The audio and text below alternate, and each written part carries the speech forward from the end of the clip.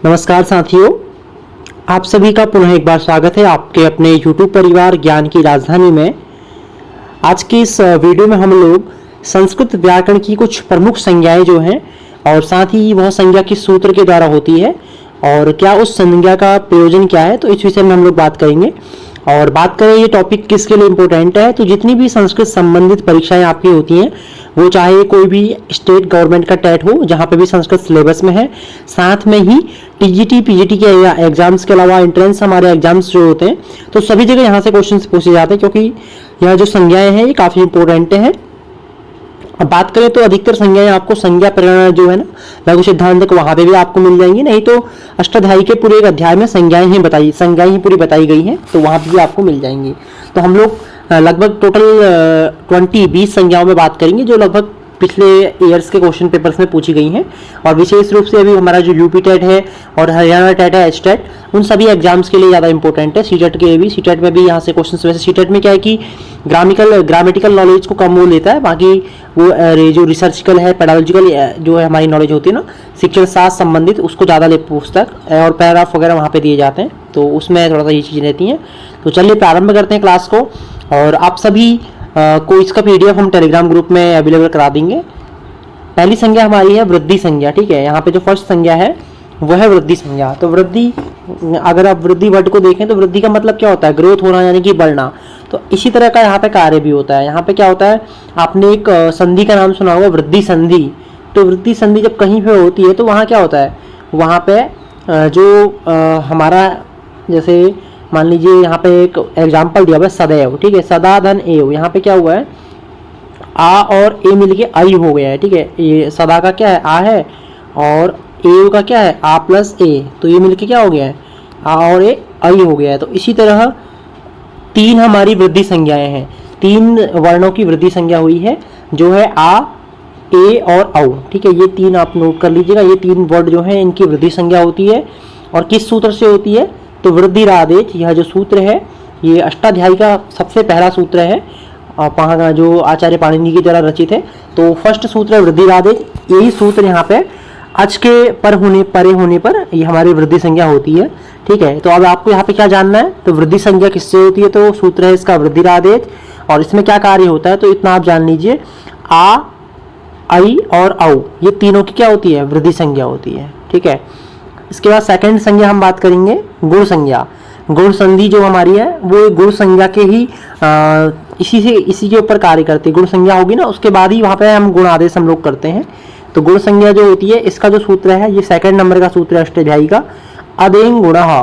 तो अदेंग गुणः यह सूत्र है संस्कृत व्याकरण का। इस सूत्र के द्वारा हमारी गुण संज्ञा होती है। और जैसे हमने अभी देखा था, दोनों में डिफरेंस आप समझ लीजिएगा, आ, आई और औ, ठीक है, आ, आई और औ। ये क्या है, हमारे वृद्धि संज्ञा वर्ण है, इनकी क्या होगी, वृद्धि संज्ञा हो जाएगी। और हमारी जो गुण संज्ञा है वो किसकी होती है, तो गुण संज्ञा हमारी औ, ए और ओ। तो इन तीनों की हमारी होगी गुण संज्ञा, और ऊपर जो हमें तीन बताए हैं आपको, इनकी वृद्धि संज्ञा होती है।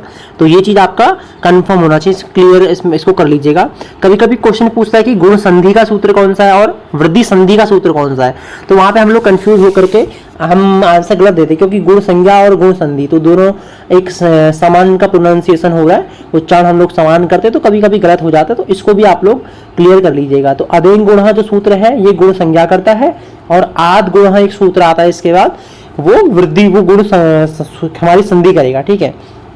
और वृद्धि संज्ञा करता है, अभी मैंने आपको बताया था वृद्धि रेची, ठीक है, जो है वृद्धि रेची जो हमारा सूत्र है ना वो है वृद्धि संधि का, और वृद्धि रादेश जो हमने पढ़ा था ये है वृद्धि संज्ञा का, ठीक है। ये दोनों इसमें कंफ्यूज होता है, काफी सारे ऐसे क्वेश्चन से गलत होते हैं स्टार्टिंग के, तो इसको भी आप लोग साथ ही में क्लियर कर लीजिएगा। उसके बाद नेक्स्ट हमारी संज्ञा है वो है संप्रसारण संज्ञा। तो संप्रसारण संज्ञा, इसमें क्या होता है, उल्टा यहाँ पे हो जाता है, मतलब जैसे हमारे जो चार वर्ण हैं यहाँ पे, इग यणः संप्रसारण में सूत्र है, इग यणः संप्रसारण में यह सूत्र है। तो इसमें क्या है, एक प्रत्याहार है और दूसरा है यण प्रत्याहार, ठीक है, एक और यण प्रत्याहार। तो जब इसमें क्या होता है, एक प्रत्याहार में जो हमारे चार वर्ण आते हैं, देखिए कौन कौन से आते हैं, ये जो हमारे चार वर्ण हैं एक प्रत्याहार कहते हैं, ठीक है, ई, उ और री और री। और यण प्रत्याहार में य व र ल हमने बताया था ना, यणो अंतस्था, ये 4 के 4 क्या अंतस्थ व्यंजन है। तो ये क्या है, अब यहाँ पे कार्य क्या होता है, एक यण संप्रसारण, मतलब इक के यहाँ पे क्या होता है, ये यण के स्थान पे यहाँ पे इक हो जाता है। आपने बहुत सारे एग्जाम्पल, आप जब व्याकरण में कुछ सिद्धियां करेंगे तो वहां पे आपको इस तरह के मिलेंगे। तो बस आपको यहाँ पे जानना है संप्रसारण संज्ञा किस सूत्र के द्वारा होती है, तो एक यण संप्रसारण के द्वारा होती है। और क्या कार्य करता है, एक प्रत्याहार के स्थान पर यण प्रत्याहार हो जाता है। ठीक है, ये आप ध्यान दीजिएगा। एग्जाम्पल भी दिया यहाँ पे, देखिए ये ना यज धातु है, अक्त प्रत्यय जब हम यज धातु में लगाते हैं, अक्त प्रत्यय हम लोग आगे पढ़ेंगे भी, तो य के स्थान पे क्या हो गया, देखिए ई हो गया है। य क्या है, प्रथम वर्ण था ये इसमें, और वो भी प्रथम वर्ण था, दोनों के स्थान पे क्या हो, य के स्थान पे ई हो गया। इसी तरह से हमारा य के बाद क्या, वो के स्थान पे ई उ हो जाएगा, और र के स्थान में री, और ल के स्थान में री। नेक्स्ट संज्ञा है संयोग संज्ञा। संयोग मतलब क्या होता है, ये जो है ना हलोरंतरा संयोग, इस एक सूत्र हमारा ये है। तो हल के बाद अगर कहीं पे दो हल वर्ण एक साथ है, हल मतलब मैंने आपको पढ़ाया था प्रत्याहार, जो इससे लास्ट वाली क्लास हुई थी। हल मतलब क्या है, जितने हमारे व्यंजन है, जो 33 व्यंजन है, वो सब हल प्रत्याहार के अंदर आ जाते हैं। हल वर्ड से लेके अंतिम जो सूत्र है हल, तो ये 33 व्यंजन जो हमारे ये हल प्रत्याहार में आते हैं, इसलिए लिखा है ना हलो अनंतरा संयोग। अगर हल के बाद दूसरा कोई अगर हल वर्ण आपको मिल जाए ना, दोनों अगर व्यंजन वर्ण हो, तो वहां पे क्या होगा, संयोग, वहां पे उन दोनों के बीच में क्या संयोग हो जाएगा। जैसे यहाँ पे देखिए अग्नि में ना गौ है, गौ के बाद आधा गौ है, आधा मतलब अर्ध ये हो गया और 9 है, तो दोनों के बीच में कोई भी स्वरवर्ण नहीं है, तो स्वरवर्ण नहीं होगा तो क्या हो जाएगा, ये दोनों का संयोग हो जाएगा। इन दोनों को हम आपस में मिला देंगे, तो कार्य इसकी जो आगे का कार्य हम कर लेंगे। तो इसी तरह आपको जानना है संयोग संज्ञा, और किस सूत्र से होती है, हलोरंतरा संयोग। हलोरंतरा संयोग संयोग संज्ञा करता है। अगली संज्ञा है सवर्ण संज्ञा। सवर्ण संज्ञा जो है तुल्यास्य प्रयत्नम सवर्णम, कार्य करने वाला सूत्र है तुल्यास्य प्रयत्नम सवर्णम, ये है सवर्ण संज्ञा। अब यहाँ पे तुल्य आस्य प्रयत्न, ये हम अगर पढ़ेंगे तो पूरा थोड़ा डिफाइन मेरे को ज्यादा करना पड़ेगा आप लोगों को, हल्का सा मैं आपको बताता हूँ। ये क्या है ना, उच्चारण स्थान जो होते हैं ना हमारे, उच्चारण स्थान हम लोग ने अभी एक क्लास में करना है। तो जो उच्चारण स्थान से कोई भी वर्ण अगर समान है, दोनों का उच्चारण स्थान एक मतलब सेम है, ठीक है, तो वो क्या एक दूसरे के सवर्णी माने जाते हैं। ठीक है, अगर किसी वर्णों का उच्चारण स्थान और आभ्यंतर प्रयत्न, ये है ना, आस्य मतलब होता है उच्चारण स्थान, ये देखिए 2 वर्ड यहाँ पे, एक है आस्य एक है प्रयत्न। तो अगर तुल्य मतलब होता है समान, तो किसी वर्ण का, मान लीजिए कोई वर्ण है, उसका अगर उच्चारण स्थान और उसका प्रयत्न समान है उन दोनों वर्णों का, वो दोनों एक ही वो दोनों क्या सवर्णी माने जाएंगे। ठीक है, वो दोनों जो वो वर्ण होते हैं वो सवर्णी होते हैं।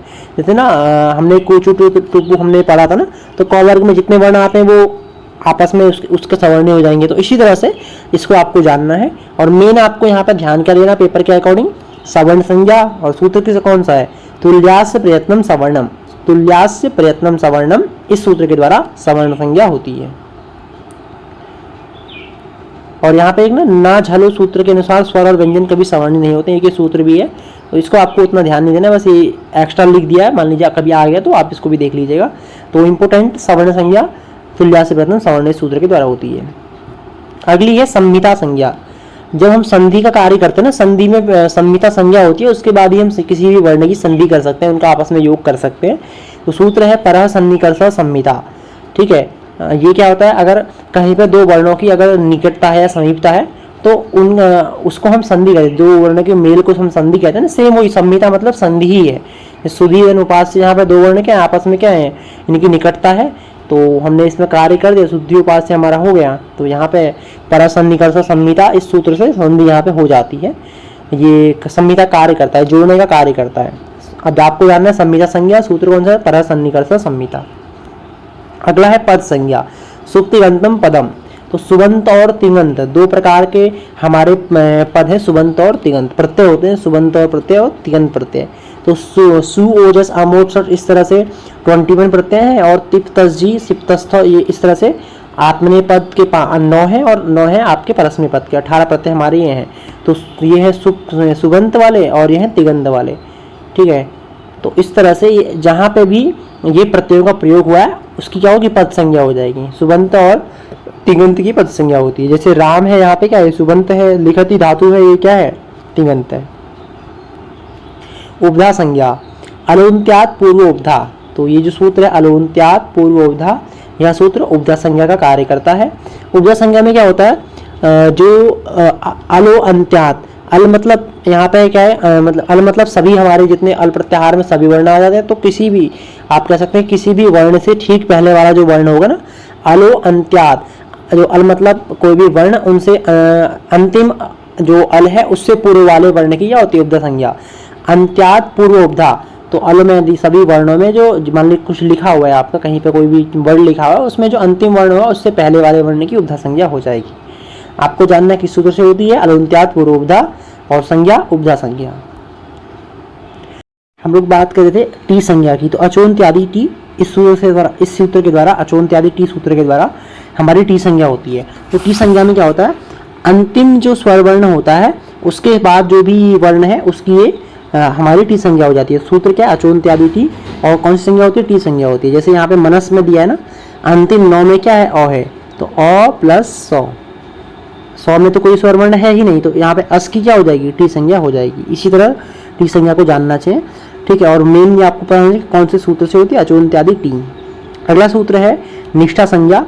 निष्ठा संज्ञा किस किस की होती है, अक्तवतु दो प्रत्यय हमारे होते हैं, ये भूतकाल के अर्थ को बताने के लिए हम लोग उनका प्रयोग करते हैं। तो अक्तवतु निष्ठा ये सूत्र है, इसके द्वारा निष्ठा संज्ञा होती है। किस किस की होती है, तो अक्तवतु जो दो प्रत्यय हैं इनकी निष्ठा संज्ञा होती है, ठीक है।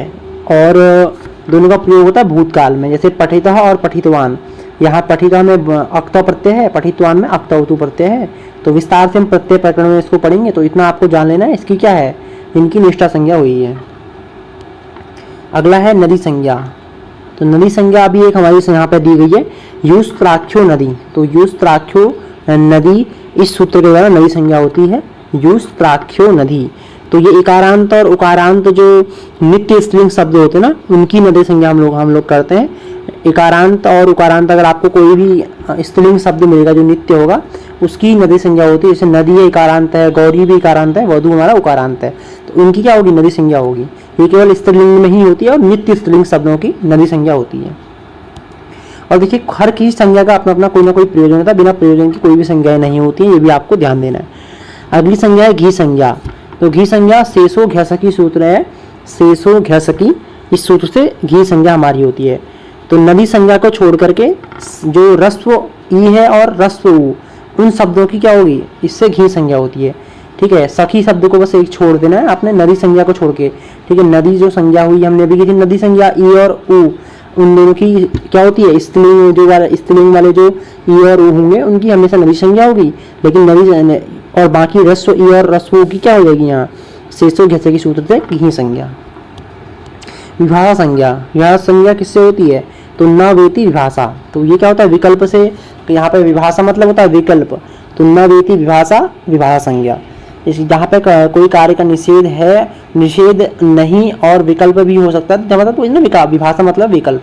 जहाँ पे आपको दो चीज, किसी चीज के बारे में दो चीजें मिली, दो ऑप्शंस आपको दिखाई दे, वो है विभाषा, विकल्प यहाँ पे हो, तो ये हो गया हमारे विभाषा संज्ञा। अगली वाली है अनुनासिक संज्ञा। मुख नासिका वचन अनुनासिका। तो अनुनासिक संज्ञा है, इस सूत्र के द्वारा होती है मुख नासिका वचन अनुनासिका। तो इस सूत्र से हमारी अनुनासिक संज्ञा होती है। तो मुख और नासिका से, दोनों से जो एक साथ कोई भी जो वर्ण बोले जाते हैं ना, मुख और नासिका, उन वर्णों की अनुनासिक संज्ञा होती है। और ये 5 है जो हमारा यम प्रत्याहार है ना, उसमें 4-5 के बाद आ जाते हैं गम प्रत्याहार में। तो यमन गणनम, जो जिसमें वर्ग, प्रत्येक वर्ग का 5वां वर्ण, उनकी क्या होती है, अनुनासिक संज्ञा होती है। अव्यय संज्ञा। अव्यय संज्ञा स्वरादि निपातम अव्ययम, स्वरादि निपातम अव्ययम। तो स्वर आदि और निपात जो है इन सबों की, इन सब स्वर आदि से मतलब स्वर आदि एक गण है, गण में क्या होता है, कुछ शब्द होते हैं, तो वो जो स्वर गण है वो, और स्वर आदि गण हो गए और निपात, इन शब्दों की अव्यय संज्ञा होती है स्वरादि निपातम अव्ययम, इस सूत्र के द्वारा। नेक्स्ट हमारा है इत संज्ञा।